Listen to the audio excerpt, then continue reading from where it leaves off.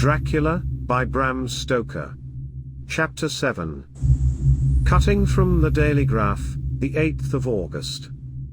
Pasted in Mina Murray's journal from a correspondent.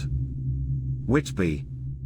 One of the greatest and suddenest storms on record has just been experienced here, with results both strange and unique. The weather had been somewhat sultry, but not to any degree uncommon in the month of August. Saturday evening was as fine as was ever known, and the great body of holidaymakers laid out yesterday for visits to Mulgrave Woods, Robin Hood's Bay, Rig Mill, Runswick, Staithes, and the various trips in the neighbourhood of Whitby. The steamers Emma and Scarborough made trips up and down the coast, and there was an unusual amount of tripping both to and from Whitby.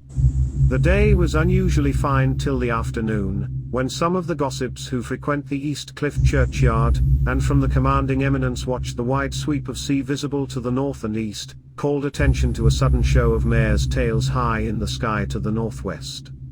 The wind was then blowing from the southwest in the mild degree which in barometrical language is ranked number 2, light breeze.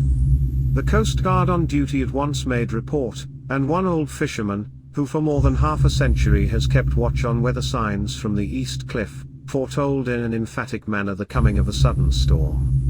The approach of sunset was so very beautiful, so grand in its masses of splendidly coloured clouds, that there was quite an assemblage on the walk along the cliff in the old churchyard to enjoy the beauty. Before the sun dipped below the black mass of Kettleness, standing boldly athwart the western sky, its downward was marked by myriad clouds of every sunset colour, flame, purple, pink, green, violet, and all the tints of gold, with here and there masses not large, but of seemingly absolute blackness, in all sorts of shapes, as well outlined as colossal silhouettes. The experience was not lost on the painters, and doubtless some of the sketches of the prelude to the great storm will grace the R.A. and R.I. walls in May next. More than one captain made up his mind then and there that his cobble or his mule, as they term the different classes of boats, would remain in the harbour till the storm had passed. The wind fell away entirely during the evening, and at midnight there was a dead calm, a sultry heat, and that prevailing intensity which, on the approach of thunder, affects persons of a sensitive nature. There were but few lights in sight at sea, for even the coasting steamers, which usually hug the shore so closely, kept well to seaward, and but few fishing boats were in sight. The only sail noticeable was a foreign schooner with all sails set, which was seemingly going westwards. The foolhardiness or ignorance of her officers was a prolific theme for comment whilst she remained in sight, and efforts were made to signal her to reduce sail in the face of her danger. Before the night shut down she was seen with sails idly flapping, as she gently rolled on the undulating swell of the sea. As idle as a painted ship upon a painted ocean. Shortly before 10 o'clock the stillness of the air grew quite oppressive, and the silence was so marked that the bleating of a sheep inland or the barking of a dog in the town was distinctly heard, and the band on the pier, with its lively French air, was like a discord in the great harmony of nature's silence. A little after midnight came a strange sound from over the sea, and high overhead the air began to carry a strange, faint, hollow booming. Then without warning the tempest broke. With a rapidity which, at the time, seemed incredible, and even afterwards is impossible to realize, the whole aspect of nature at once became convulsed. The waves rose in growing fury, each overtopping its fellow, till in a very few minutes the lately glassy sea was like a roaring and devouring monster. White-crested waves beat madly on the level sands and rushed up the shelving cliffs. Others broke over the piers, and with their spume swept the lanthorns of the lighthouses which rise from the end of either pier of Whitby harbour. The wind roared like thunder, and blew with such force that it was with difficulty that even strong men kept their feet, or clung with grim clasp to the iron stanchions. It was found necessary to clear the entire pier from the mass of onlookers, or else the fatalities of the night would have increased manifold. To add to the difficulties and dangers of the time, masses of sea fog came drifting inland. White, wet clouds, which swept by in ghostly fashion, so dank and damp and cold that it needed but little effort of imagination to think that the spirits of those lost at sea were touching their living brethren with the clammy hands of death, and many a one shuddered at the wreaths of sea mist swept by. At times the mist cleared, and the sea for some distance could be seen in the glare of the lightning, which came thick and fast, followed by such peals of thunder that the whole sky overhead seemed trembling under the shock of the footsteps of the storm. Some of the scenes thus revealed were of immeasurable grandeur and of absorbing interest. The sea, running mountains high, threw skywards with each wave mighty masses of white foam, which the tempest seemed to snatch at and whirl away into space. Here and there a fishing boat, with a rag of sail, running madly for shelter before the blast, now and again the white wings of a storm-tossed seabird. On the summit of the east cliff the new searchlight was ready for experiment, but had not yet been tried. The officers in charge of it got it into working order, and in the pauses of onrushing mist, swept with it the surface of the sea. Once or twice its service was most effective, as when a fishing boat, with gunwale under water, rushed into the harbour, able, by the guidance of the sheltering light, to avoid the danger of dashing against the piers. As each boat achieved the safety of the port there was a shout of joy from the mass of people on the shore, a shout which for a moment seemed to cleave the gale and was then swept away in its rush. Before long the searchlight discovered some distance away a schooner with all sails set, apparently the same vessel which had been noticed earlier in the evening. The wind had by this time backed to the east, and there was a shudder amongst the watchers on the cliff as they realized the terrible danger in which she now was. Between her and the port lay the great flat reef on which so many good ships have from time to time suffered, and, with the wind blowing from its present quarter, it would be quite impossible that she should fetch the entrance of the harbour. It was now nearly the hour of high tide, but the waves were so great that in their troughs the shallows of the shore were almost visible, and the schooner, with all sails set, was rushing with such speed that, in the words of one old salt, she must fetch up somewhere, if it was only in hell. Then came another rush of sea fog, greater than any hitherto, a mass of dank mist, which seemed to close on all things like a grey pall, and left available to men only the organ of hearing, for the roar of the tempest, and the crash of the thunder, and the booming of the mighty billows came through the damp oblivion even louder than before. The rays of the searchlight were kept fixed on the harbour mouth across the east pier, where the shock was expected, and men waited breathless. The wind suddenly shifted to the northeast, and the remnant of the sea fog melted in the blast. And then, mirabile dictu, between the piers, leaping from wave to wave as it rushed at headlong speed, swept the strange schooner before the blast, with all sail set, and gained the safety of the harbour. The searchlight followed her, and a shudder ran through all who saw her, for lashed to the helm was a corpse, with drooping head, which swung horribly to and fro at each motion of the ship. No other form could be seen on the deck at all. A great awe came on all as they realized that the ship, as if by a miracle, had found the harbour, unsteered save by the hand of a dead man. However, all took place more quickly than it takes to write these words. The schooner paused not, but rushing across the harbour, pitched herself on that accumulation of sand and gravel washed by many tides and many storms into the southeast corner of the pier jutting under the east cliff, known locally as Tate Hill Pier. There was of course a considerable concussion as the vessel drove up on the sand heap. Every spar, rope, and stay was strained, and some of the tophammer came crashing down. But, strangest of all, the very instant the shore was touched, an immense dog sprang up on deck from below, as if shot up by the concussion, and running forward, jumped from the bow on the sand. Making straight for the steep cliff, where the churchyard hangs over the laneway to the east pier so steeply that some of the flat tombstones, through-steans or through-stones, as they call them in Whitby vernacular, actually project over where the sustaining cliff has fallen away, it disappeared in the darkness, which seemed intensified just beyond the focus of the searchlight. It so happened that there was no one at the moment on Tate Hill Pier, as all those whose houses are in close proximity were either in bed or were out on the heights above.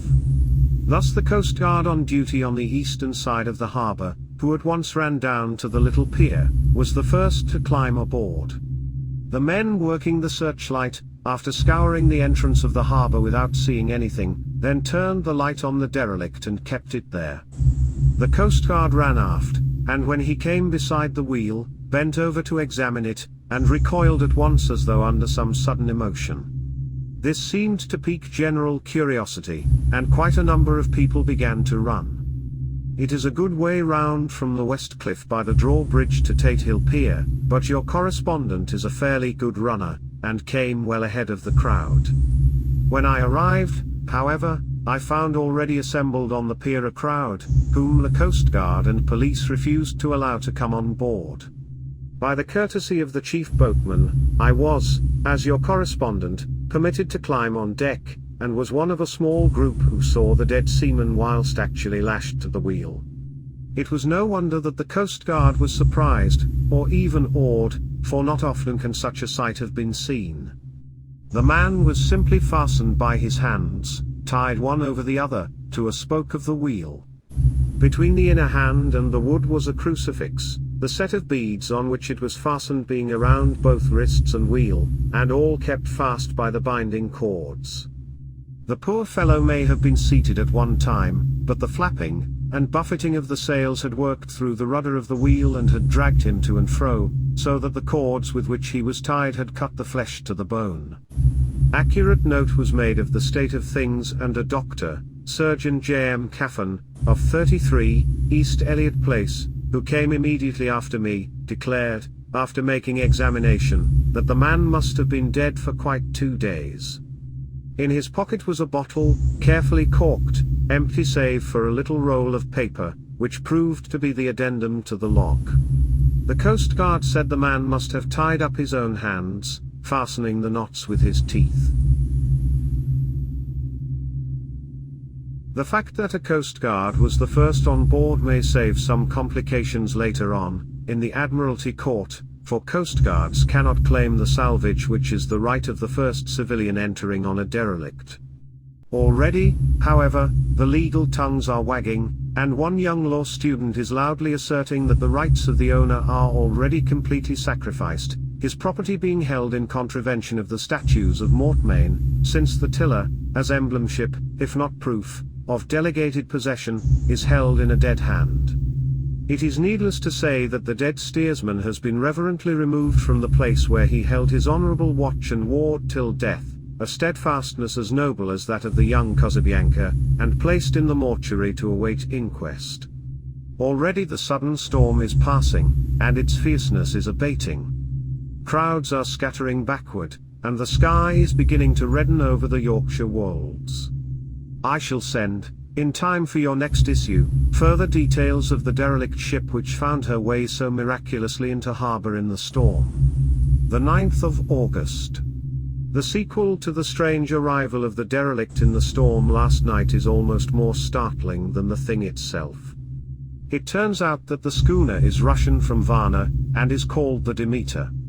She is almost entirely in ballast of silver sand, with only a small amount of cargo, a number of great wooden boxes filled with mould. This cargo was consigned to a Whitby solicitor, Mr. S.F. Billington, of 7, the Crescent, who this morning went aboard and took formal possession of the goods consigned to him. The Russian consul, too, acting for the charter party, took formal possession of the ship, and paid all harbour dues, etc. Nothing is talked about here today except the strange coincidence. The officials of the Board of Trade have been most exacting in seeing that every compliance has been made with existing regulations. As the matter is to be a 9 days' wonder, they are evidently determined that there shall be no cause of other complaint. A good deal of interest was abroad concerning the dog which landed when the ship struck, and more than a few of the members of the SPCA, which is very strong in Whitby, have tried to befriend the animal. To the general disappointment, however, it was not to be found. It seems to have disappeared entirely from the town. It may be that it was frightened and made its way onto the moors, where it is still hiding in terror. There are some who look with dread on such a possibility, lest later on it should in itself become a danger, for it is evidently a fierce brute. Early this morning a large dog, a half-bred mastiff belonging to a coal merchant close to Tate Hill Pier, was found dead in the roadway opposite its master's yard. It had been fighting, and manifestly had had a savage opponent, for its throat was torn away, and its belly was slit open as if with a savage claw. Later, by the kindness of the Board of Trade Inspector, I have been permitted to look over the logbook of the Demeter, which was in order up to within 3 days, but contained nothing of special interest except as to facts of missing men. The greatest interest, however, is with regard to the paper found in the bottle, which was today produced at the inquest. And a more strange narrative than the two between them unfolded, has not been my lot to come across.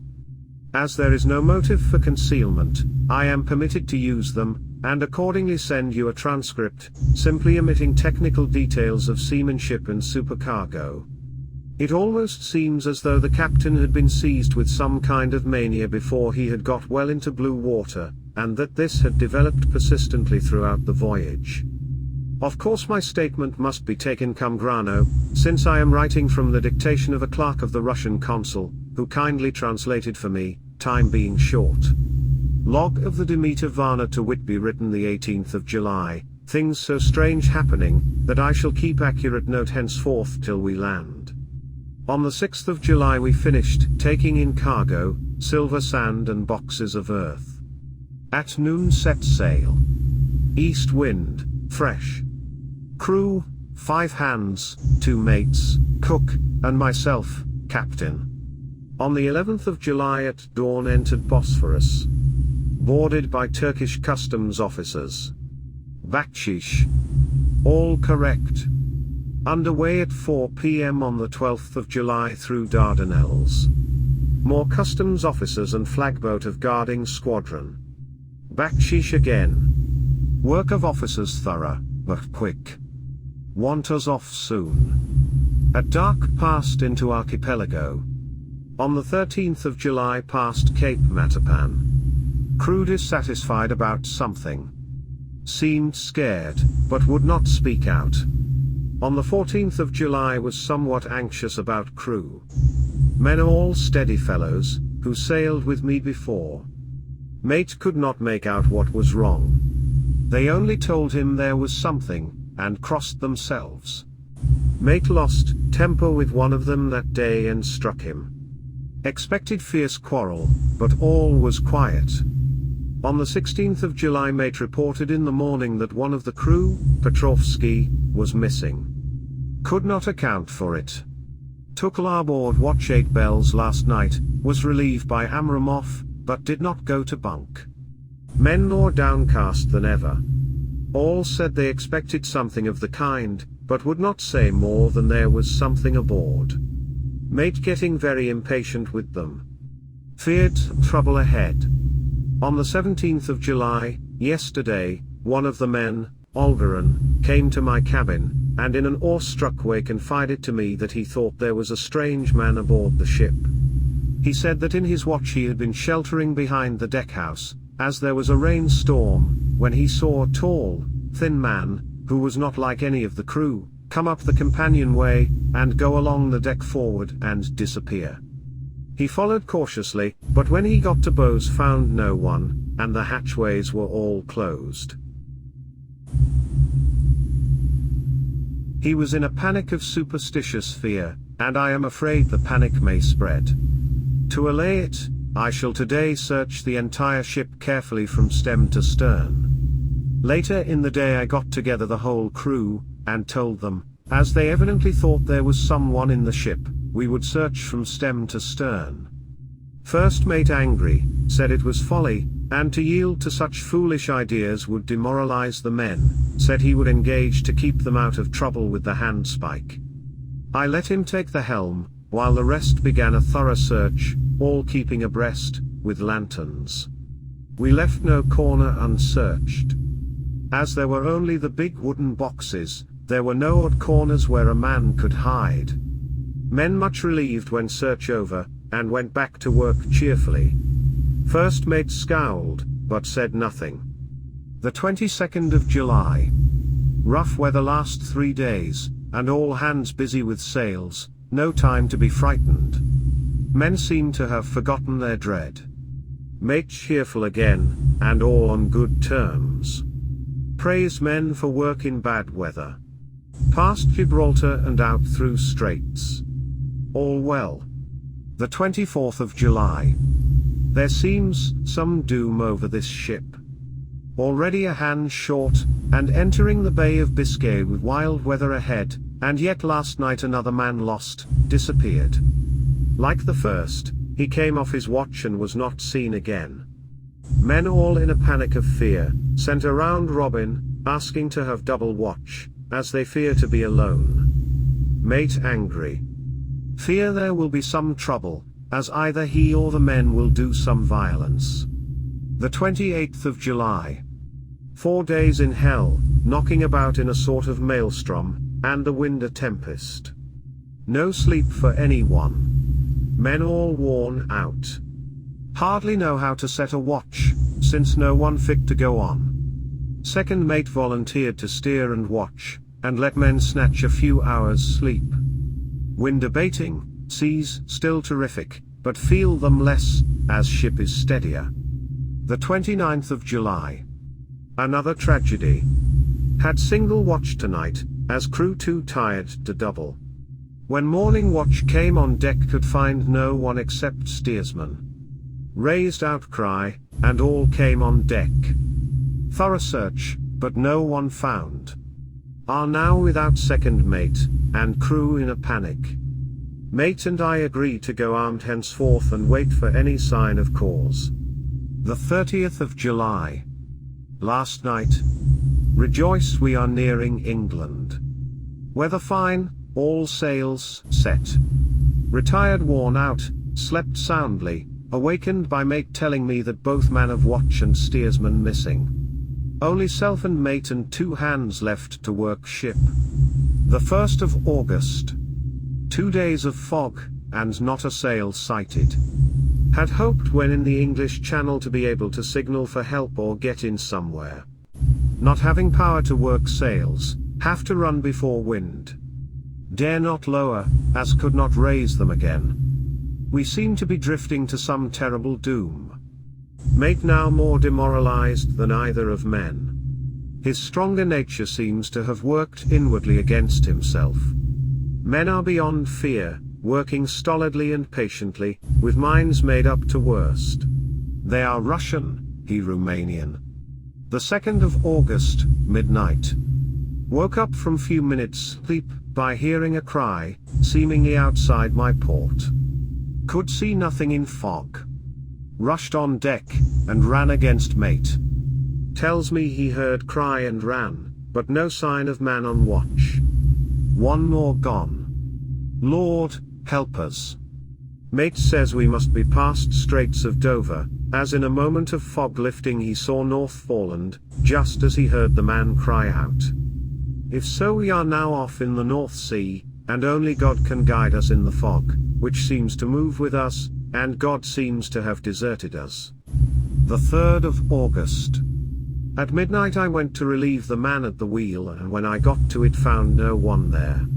The wind was steady, and as we ran before it there was no yawing. I dared not leave it, so shouted for the mate. After a few seconds, he rushed up on deck in his flannels. He looked wild-eyed and haggard, and I greatly fear his reason has given way. He came close to me and whispered hoarsely, with his mouth to my ear, as though fearing the very air might hear. It is here. I know it now. On the watch last night I saw it, like a man, tall and thin, and ghastly pale. It was in the bows, and looking out. I crept behind it, and gave it my knife, but the knife went through it, empty as the air. And as he spoke he took the knife and drove it savagely into space. Then he went on, but it is here, and I'll find it. It is in the hold, perhaps in one of those boxes. I'll unscrew them one by one and see. You work the helm. And with a warning look and his finger on his lip, he went below. There was springing up a choppy wind, and I could not leave the helm. I saw him come out on deck again with a tool chest and lantern, and go down the forward hatchway. He is mad, stark, raving mad, and it's no use my trying to stop him. He can't hurt those big boxes, they are invoiced as clay, and to pull them about is as harmless a thing as he can do. So here I stay and mind the helm, and write these notes. I can only trust in God and wait till the fog clears. Then, if I can't steer to any harbor with the wind that is, I shall cut down sails, and lie by, and signal for help. It is nearly all over now. Just as I was beginning to hope that the mate would come out calmer, for I heard him knocking away at something in the hold, and work is good for him, there came up the hatchway a sudden, startled scream, which made my blood run cold, and up on the deck he came as if shot from a gun, a raging madman, with his eyes rolling and his face convulsed with fear. "Save me! Save me!" he cried, and then looked round on the blanket of fog. His horror turned to despair, and in a steady voice he said, "You had better come too, Captain, before it is too late. He is there. I know the secret now. The sea will save me from him, and it is all that is left." Before I could say a word, or move forward to seize him, he sprang on the bulwark and deliberately threw himself into the sea. I suppose I know the secret too now. It was this madman who had got rid of the men one by one, and now he has followed them himself. God help me! How am I to account for all these horrors when I get to port? When I get to port? Will that ever be? The 4th of August. Still fog, which the sunrise cannot pierce. I know there is sunrise because I am a sailor, why else I know not. I dared not go below, I dared not leave the helm, so here all night I stayed, and in the dimness of the night I saw it, him. God, forgive me, but the mate was right to jump overboard. It was better to die like a man. To die like a sailor in blue water, no man can object. But I am captain, and I must not leave my ship. But I shall baffle this fiend or monster, for I shall tie my hands to the wheel when my strength begins to fail, and along with them I shall tie that which it, dare not touch. And then, come good wind or foul, I shall save my soul, and my honor as a captain. I am growing weaker, and the night is coming on. If he can look me in the face again, I may not have time to act. If we are wrecked, mayhap this bottle may be found, and those who find it may understand. If not, well, then all men shall know that I have been true to my trust. God and the Blessed Virgin and the saints help a poor ignorant soul trying to do his duty. Of course the verdict was an open one. There is no evidence to adduce, and whether or not the man himself committed the murders there is now none to say. The folk here hold almost universally that the captain is simply a hero, and he is to be given a public funeral. Already it is arranged that his body is to be taken with a train of boats up the Esk for a piece and then brought back to Tatehill Pier and up the Abbey steps, for he is to be buried in the churchyard on the cliff. The owners of more than 100 boats have already given in their names as wishing to follow him to the grave. No trace has ever been found of the great dog, at which there is much mourning, for, with public opinion in its present state, he would, I believe, be adopted by the town. Tomorrow will see the funeral, and so will end this one more mystery of the sea. Mina Murray's Journal, the 8th of August. Lucy was very restless all night, and I too, could not sleep. The storm was fearful, and as it boomed loudly among the chimney pots, it made me shudder. When a sharp puff came it seemed to be like a distant gun. Strangely enough, Lucy did not wake, but she got up twice and dressed herself. Fortunately, each time I awoke in time and managed to undress her without waking her, and got her back to bed. It is a very strange thing, this sleepwalking, for as soon as her will is thwarted in any physical way, her intention, if there be any, disappears, and she yields herself almost exactly to the routine of her life. Early in the morning we both got up and went down to the harbor to see if anything had happened in the night. There were very few people about, and though the sun was bright, and the air clear and fresh, the big, grim-looking waves, that seemed dark themselves because the foam that topped them was like snow, forced themselves in through the mouth of the harbor, like a bullying man going through a crowd. Somehow I felt glad that Jonathan was not on the sea last night, but on land. But, oh, is he on land or sea? Where is he, and how? I am getting fearfully anxious about him. If I only knew what to do, and could do anything. The 10th of August. The funeral of the poor sea captain today was most touching. Every boat in the harbor seemed to be there, and the coffin was carried by captains all the way from Tatehill Pier up to the churchyard. Lucy came with me, and we went early to our old seat, whilst the cortege of boats went up the river to the viaduct and came down again. We had a lovely view, and saw the procession nearly all the way. The poor fellow was laid to rest near our seat so that we stood on it, when the time came and saw everything. Poor Lucy seemed much upset. She was restless and uneasy all the time, and I cannot but think that her dreaming at night is telling on her. She is quite odd in one thing. She will not admit to me that there is any cause for restlessness, or if there be, she does not understand it herself. There is an additional cause in that poor Mr. Swales was found dead this morning on our seat, his neck being broken. He had evidently, as the doctor said, fallen back in the seat in some sort of fright, for there was a look of fear and horror on his face that the men said made them shudder. Poor dear old man. Lucy is so sweet and sensitive that she feels influences more acutely than other people do. Just now she was quite upset by a little thing which I did not much heed, though I am myself very fond of animals. One of the men who came up here often to look for the boats was followed by his dog. The dog is always with him. They are both quiet persons, and I never saw the man angry, nor heard the dog bark.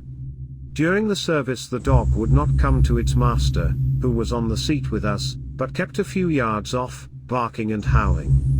Its master spoke to it gently, and then harshly, and then angrily. But it would neither come nor cease to make a noise. It was in a fury, with its eyes savage, and all its hair bristling out like a cat's tail when puss is on the warpath. Finally the man too got angry, and jumped down and kicked the dog, and then took it by the scruff of the neck and half dragged and half threw it on the tombstone on which the seat is fixed. The moment it touched the stone the poor thing began to tremble. It did not try to get away, but crouched down, quivering and cowering, and was in such a pitiable state of terror that I tried, though without effect, to comfort it.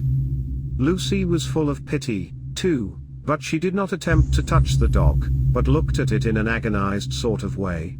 I greatly fear that she is of too supersensitive a nature to go through the world without trouble. She will be dreaming of this tonight, I am sure.